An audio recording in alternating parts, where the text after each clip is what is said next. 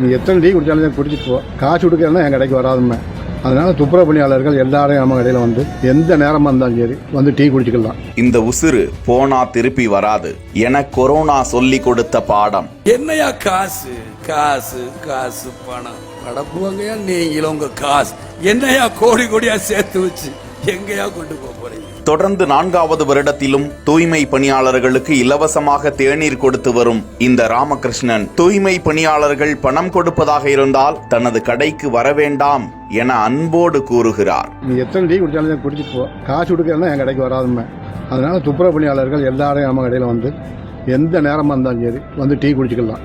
எனக்கு ஒரு பாக்கியம், நான் செய்த ஒரு புண்ணியம் தான் இதை இந்த மக்களுக்கு கொடுக்கறது. இதை என் ஆயுள் இருக்க வரைக்கும் அவங்களுக்கு கொடுக்கணும் எனக்கு ஆசை இருக்கு. ஆயுள் இருக்க வரைக்கும் நான் கொடுப்பேன், ஒரு நம்பிக்கை இருக்கு.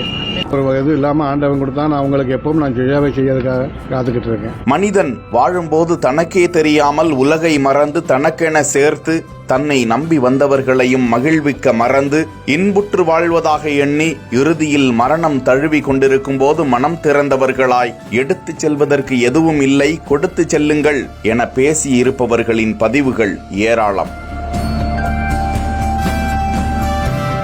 அப்படித்தான் இந்த மனிதர் தனக்கு மீண்டும் கிடைத்த அந்த உயிரை இப்படி கொடுக்க பயன்படுத்தி வருகிறார். என்னையா காசு காசு காசு பணம் படப்புவாங்கயா, நீங்களும் உங்க காசு.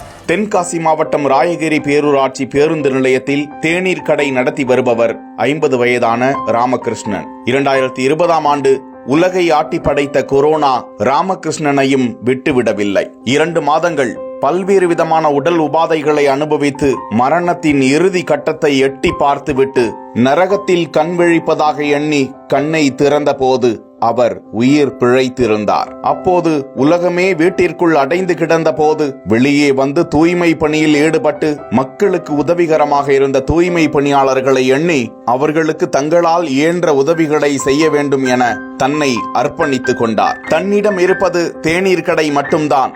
சரி, இன்றிலிருந்து நமது டீ கடைக்கு வரக்கூடிய தூய்மை பணியாளர்கள் அனைவருக்கும் பணம் பெறாமல் தேநீர் வழங்க முடிவு செய்தார். அன்றிலிருந்து 4வது வருடமான இன்றும் தூய்மை பணியாளர்களுக்கு முகம் சுழிக்காமல் எத்தனை முறை வந்தாலும் எப்போதும் அவரது தேநீர் கடையில் தேநீர் குடித்து செல்லலாம்.